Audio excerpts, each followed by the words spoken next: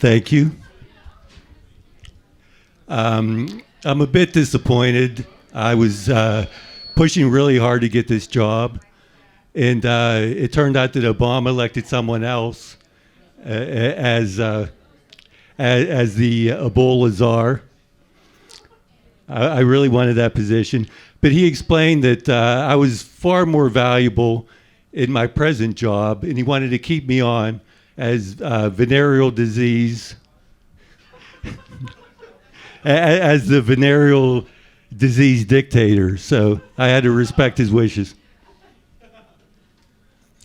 So with other frustrations in my life, the autocorrect on my phone is driving me crazy. Evidently, the autocorrect on my phone's being operated by a well-intentioned 8-year-old boy that takes the short bus to school.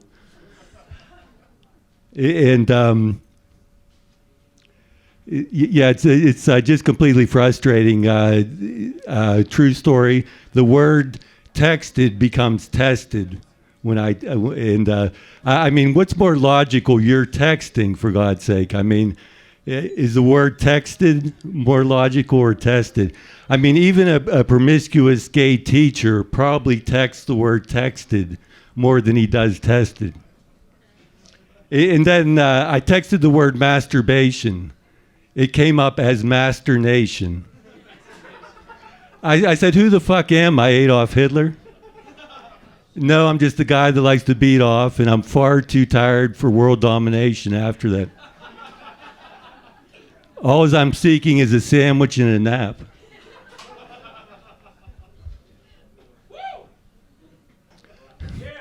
So what drives me crazy, it's like the autocorrect on my cell phone thinks that we're much better people as a society than we actually are. For some reason, it thinks that we're a God-fearing, peace-loving, kind and gentle people. People who would never curse or name-call or fly off the handle or lose our tempers. So every conceivable cuss word has changed, at least on my shitty T-Mobile phone. So fuck becomes duck, cunt becomes sent, pussy becomes fussy, dick becomes sick, cock becomes rock, asshole becomes assume, shit becomes shot, piss becomes miss. So evidently no one in this country swears, we just misspell things. So, yeah, honest to God, it's my contention that some people would be dead today if it weren't for autocorrect. Because think about it, you can call a girl a worthless cent and get away with it. You can call a guy a rock-sucking assume and live to tell the tale. Don't get me wrong, he might be missed off at you, but he's not gonna kill you. He's not gonna beat the shot out of you. He's not gonna punch you in the sick. Because let's face it, people who send texts like that would never ever say the same exact thing directly to your face. They're way too much of big ducking fussies to do such a thing. And and sexting, I mean, that was ridiculous. I'll never do it again. I made a complete idiot out of myself.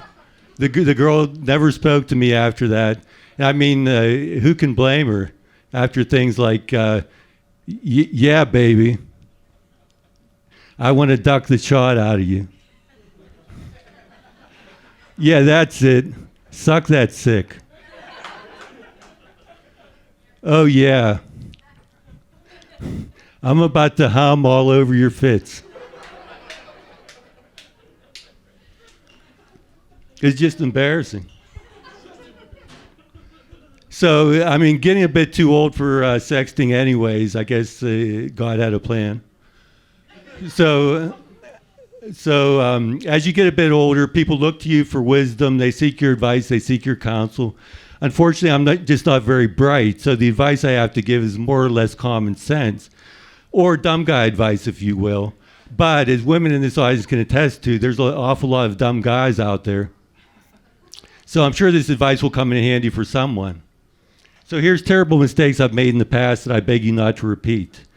Number one, if a girl awakens to you standing at the foot of her bed, The first thing out of her mouth is always going to be, how long have you been standing there?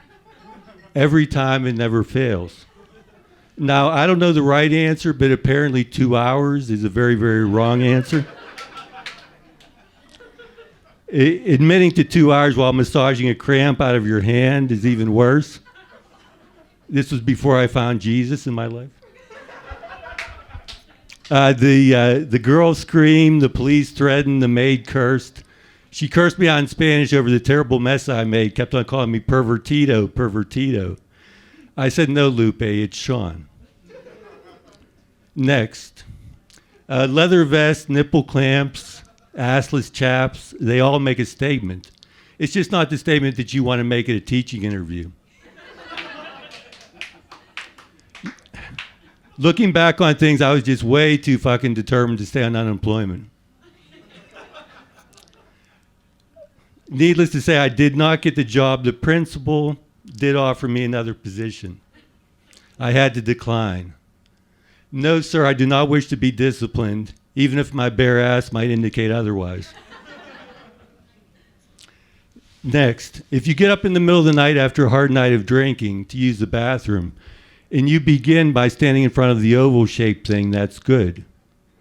If you then have the presence of mind to flip up the lid before starting, that's excellent. But if you then proceed to piss all over your family's laundry, you've made a terrible mistake. Could be the hamper. Now, all temperature will never solve this problem unless you combine it with color-safe bleach and rehab. Gateway Rehab Aliquippa, you can Google when you get home. I'm a graduate, honest to God. So, yeah, as you can see, I've got a lot of problems, 99 problems, but a bitch ain't one. That's right, no girlfriend, for a couple reasons. I mean, for me, that first approach is just brutal. I hate it. I never know what to say. And I mean, in every guy's mind, that first thing that comes out of your mouth is always going to be stupid. But it doesn't have to be as insanely stupid as some of the things that have come out of my mouth. I liked this girl at the gym. She was really pretty. She seemed to take her workout really seriously. So what I should have said was something along the lines of, you really seem dedicated. It really seems like you work hard when you come in here. I've got a lot of respect for that. You want to go out sometime? But what I chose to say instead was, hey, someone sweats even more than me. Now, if this girl just got out of a woman's prison that morning, out of a 10-year incarceration, that line still would not have worked. And then the second thing that happens, the women I meet are either too young or too old. I find myself having nothing in common with either age group. Last two women I dated, honest to God, one was 21 and one was 59. The 21-year-old attended her last spring break trip. The 59-year-old had to be attended to last spring after tripping and breaking her hip. The 21-year-old kept on talking about this Polytech Institute to which she was applying. The 59-year-old kept on talking about this Polyden adhesive, which he was applying. The 21-year-old had the hottest little dimples on her ass that I've ever seen in my life. The 59-year-old had the most inflamed little hemorrhoids on her ass that I've ever seen in my life. The 21-year-old just loved the Jonas Brothers and wore me out during sex. The 59-year-old just loved the Everly Brothers and once fell asleep during sex. I had to say, wake up a little, Susie, we gotta go home. The big difference was in the Everly Brothers song, little Susie's parents were home worried to death about her. The 59-year-old's parents were just dead. And I mean, I really wish you worked I really wish you worked out with her, because that would have been two less people that she could tell what an asshole I was. So obviously I need some kind of companionship to wrap things up. I need some kind of companionship in my life. So I went down to the shelter. I adopted myself a retired police dog, a cadaver dog. If you're not familiar with these, if a building collapses, if a building burns to the ground, the dog sniffs around and he finds bodies. so they can be returned to their loved ones, given a proper burial. I mean, they're wonderful service dogs, but adopting one, big mistake. It always smells like something fucking died in my apartment. The poor thing never gets a moment's peace. That's my set. I appreciate it.